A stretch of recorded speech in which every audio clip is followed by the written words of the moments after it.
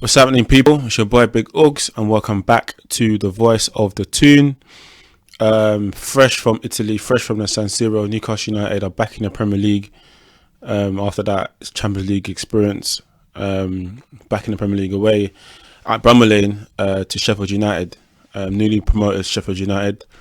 This is the first of the three promoted sides that we played this season, and obviously next week we get another one. So this is probably the first time in the season where we've got some good run of fixtures in the league and games where we can pick up points, start to climb up the table after our difficult first 5 games. So Sheffield United, this is a game that I expect us to win.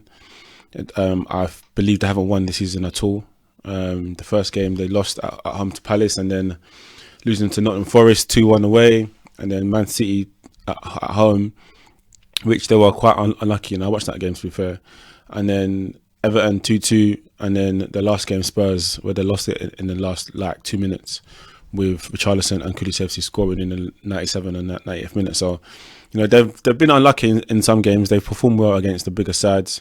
The games where you feel like they should be getting points from, they've lost or they've drawn. So for us, it's going to be a different kind of fixture from the last 6 games we've played, including Milan. We've played some decent sides. So after Milan, what I hope is that the boys have raised their bar and their level of performance.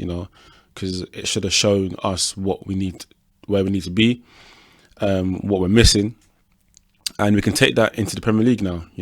And no disrespect to Sheffield United, but they're not AC Milan.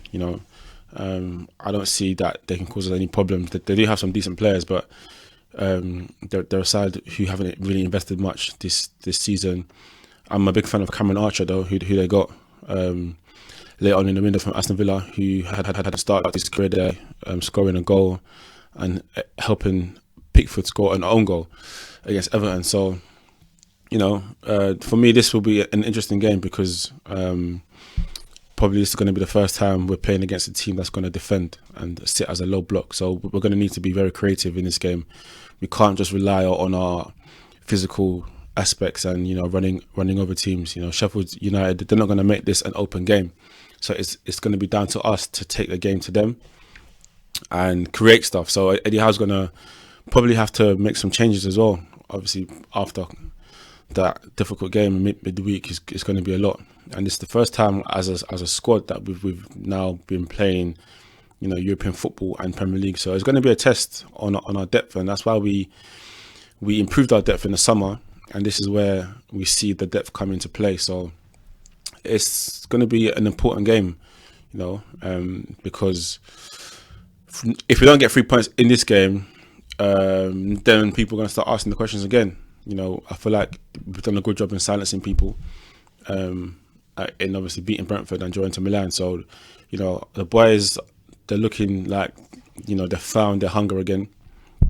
And for me, it's just about going out there and putting in a performance as well. We're getting 3 points. I say that in every video, but it's true for every game. We don't expect to go out there and get the 3 points, but we have more than enough to beat Sheffield United, who haven't won this season. So they're struggling for points. They're in the bottom 3, I believe. So for them, they're seeing it as Champions League Newcastle is coming to our ground. So let's try not to lose the game. So like I said, it's down to us to put in a performance and be creative and be fearless. Take risks, because it's going to be that sort of game, and we can't leave it to them to make it an open game. We've got to take the game to them. But our record away this season has not been great. Obviously, losing to Man City and losing to Brighton. So we've lost both of our away games so far this season. And last season we lost only 3 in the whole campaign. So, not the best start, but obviously, like we know, difficult fixtures. We are unbeaten in our last 14 Premier League games against promoted sides. So that's a positive. And I believe our record against Sheffield United is decent as well. So we know how to win there at Bramall Lane. We've done it before. I recall when Shelvey didn't play or played by the whistle, and everyone stopped, and he just tapped in the back of the net, and obviously VAR found that it was onside. So we've got a decent record there, and looking forward to the game again because it's an opportunity for us to climb up the table. So yeah, bring it on, man. I'm positive for this one. Like I said, we got a decent amount of games where we can pick up points, and this is the first one. So definitely expecting 3 points. Definitely expecting us to get a clean sheet as well. Nick Pope's got 2 clean sheets now. He was good against AC Milan, made some good saves for us. So that will do him some confidence, and our defense as well, because obviously we've been leaking some goals recently. So to have 2 clean sheets now, hopefully gives us that momentum that we need to carry on this form. I'm backing us again to keep the clean sheet, and I'm backing whoever plays up top to score goals. So in terms of the game itself, and what Eddie Howe has had to say, he's had to say some things about, obviously, after the Milan game, and talking about injuries. He said, we're still missing Joe Willock and Joe Linton in midfield, and for me they're massive losses. We can see that our midfield is not as aggressive as it used to be. People are questioning, maybe it's because of Tonali. I don't think it is necessarily. I do feel like he needs to adapt, of course. He's coming to a team that's high intensity, where our game last season was dominating in midfield. So he's coming to a team where he's expected to do that. And I can see he's trying. Maybe he's trying a bit too much, and he's going into positions that he doesn't need to be. But Joe Willock and Big Joe, for me, they're massive losses, because they're the ones, they're like our driving force. Last season we saw them playing together when Big Joe was on the left hand side and Willock was playing on the left of the three. They linked up well, they exchanged well, and they caused some problems. So those two, for me, they're massive losses. So they still remain out. But Eddie Howe said we hope with Joe Linton that he could possibly be back sooner. But with Joe Willock, it will definitely be after the next international break. So a few more games for Willock to come back, but Joe Linton's looking like it will be sooner rather than later. And obviously, physically, playing in the Champions League and against such a tough side, it was a very hard-fought draw. We had to dig deep. Eddie Howe has said those that played haven't trained. Physically, they can't. That will be negative, taking more energy from them. We probably won't train fully before Sunday. We'll be training, but not at max. I don't think anyone can measure emotionally what Milan took out of us. We could see it as fans. It took a lot out of the players. Obviously getting the first Champions League game in over 20 years and going there and putting in a performance that was worthy of a draw. Emotionally, for Tonali as well, going back there, it must have been a lot for the boys, and they rose to the occasion. So physically, that would obviously take its toll. But it's our job to recover and make sure we are ready for another tough test. That's what the Champions League and the exposure brings. The consistency of our performances is going to be a true testament to how well we do this season. So obviously Eddie Howe just saying that this is for us a new challenge of playing Champions League, and we're going to need to be consistent to get any success this season. So, and that's the message going into the game on Sunday. Let's stay consistent.